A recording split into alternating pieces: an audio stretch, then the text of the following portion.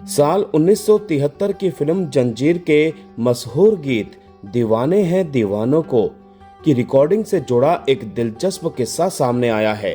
लता मंगेशकर अपनी परफॉर्मेंस से संतुष्ट नहीं थी और रीटेक चाहती थी, लेकिन मोहम्मद रफी इसके लिए तैयार नहीं थे।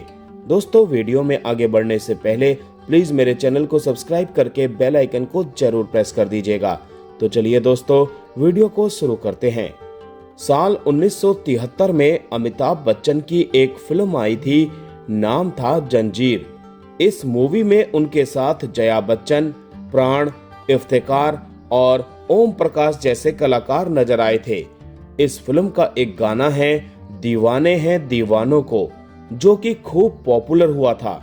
इस गाने के बोल गुलशन बावरा ने लिखे थे और संगीत कल्याण जी आनंद जी ने दिया।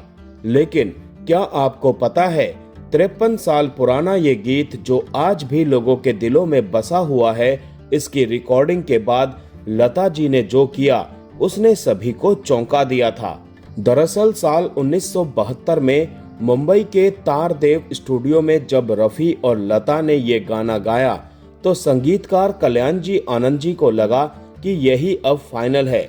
लेकिन लता जी को ये उतना पसंद नहीं आया और उन्हें कुछ अधूरा सा महसूस हुआ। फिर जो हुआ वो इस गाने की किस्मत को बदल देने वाला था।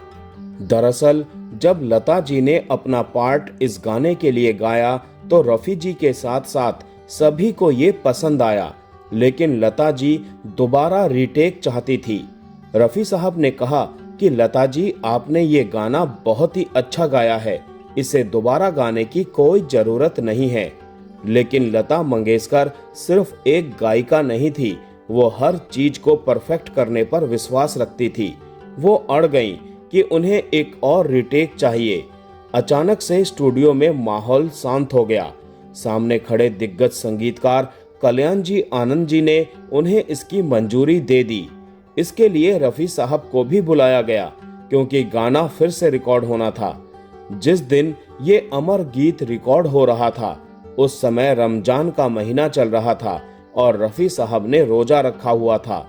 सुबह से पानी की एक बूंद भी नहीं पी थी उन्होंने, और वो भूखे प्यासे रहकर गाना रिकॉर्ड कर रहे थे। गाना दोबारा रिकॉर्ड हुआ और ओके होने के बाद रफी साहब घर निकल गए। लेकिन वो घर पहुंचे ही थे कि फिर लता जी ने कहा कि माफ कीजिए, मुझे एक बार फिर गाना है। हर कोई चौंक गया, लेकिन संगीतकार लता जी को निराश नहीं करना चाहते थे, इसीलिए वो मान गए। रफी साहब बेहद थके हुए थे और एक और रीटेक के लिए तैयार नहीं थे। सब कुछ ठीक है तो एक रीटेक क्यों? रफी के ये बोल उस समय निकले क्योंकि वो गाना फिर से रिकॉर्ड करने के पक्ष में बिल्कुल भी नहीं थे। रफी साहब ने साफ कह दिया, अब मैं कोई रीटेक नहीं दूंगा, और स्टूडियो के गेट की तरफ बढ़ गए। रफी साहब स्टूडियो से बाहर निकल रहे थे, तभी उन्हें गीतकार गुलशन बावरा दिखाई दिए। गुलशन बावरा उनकी तरफ दौड़कर पहुंचे और खुश होकर बोले, रफी भाई, आपको पता है फिल्म में ये गाना मैं कर रहा हूँ। गुलशन की बात सुनकर रफी साहब हैरान हो गए। उन्होंने ये गाना अमिताभ बच्चन को दिमाग में रखकर गाया था। ये सुनते ही रफी साहब को यकीन नहीं हुआ, क्योंकि उन्होंने पूरा गाना अमिताभ के हाव भाव और चेहरे को सोचकर गाया था। रफी साहब ये सब सोचकर वापस स्टूडियो आ गए और गाना लता जी के साथ एक बार फिर रिकॉर्ड हुआ। इस गाने के जरिए दर्शकों ने पहली बार गुलशन बावरा को स्क्रीन पर परफॉर्म करते देखा और लगा मानो वही इसे गा रहे हों। तो दोस्तों, आज का वीडियो यहीं समाप्त करते हैं। मिलते हैं नेक्स्ट वीडियो में। तब तक के लिए आप सभी को tata bye bye, take care.